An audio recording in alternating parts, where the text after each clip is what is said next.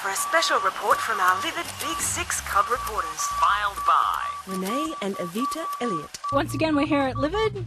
This is Renee, and I'm here with my wonderful princess of a sister, Aveta. We're the winners of the Livid Big Six competition, and we're here with Garbage. How are you going? Actually, we're doing really well.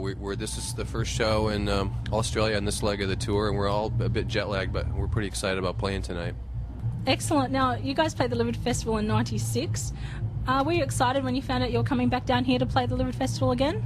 Yeah, I mean, that was one of the first festivals that we did back in '96, and we've been on tour for version 2.0 almost 16 or 17 months, with about 3 months to go. But we just had a 6-week break and went in the studio and played our first show of this leg in New Zealand last night. And it was, even though we've been on tour, it's kind of weird. You take a 6-week break, you sort of forget how to do it. But luckily, it all came back. It came rushing back last night, and yeah, festivals are cool. I mean, we sort of like doing our own shows because it's our own production, our own lights and stage design and whatever. But the great thing about a festival is you get a lot of kids who can come and see a lot of bands for the price of one ticket. So we're totally into playing them. How do you think Livid matches up to those big overseas festivals? I'd say it matches up pretty well. It's got some great bands, and I mean, what's great I think about Livid is there's so many local bands. I mean, you've got such a healthy music scene down here, and not every country is able to boast that. So I suppose Livid stands alone in that respect, which is phenomenal, makes it stand out in the world.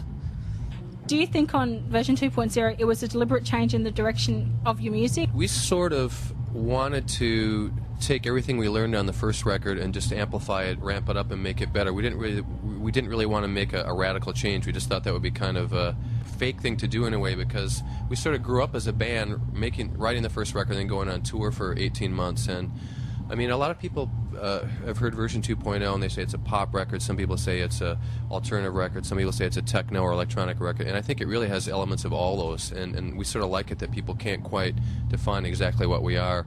And I think because Shirley has such a strong voice too, it allows us a lot of leeway in terms of how we arrange the music. I mean, we do things that are very organic with acoustic guitars and strings and piano, and we use tons of sequencers and samplers, and we'll layer hundreds of tracks literally on some of the songs. And I think as a band we find that quite liberating, that we can sort of go off in any direction that we want.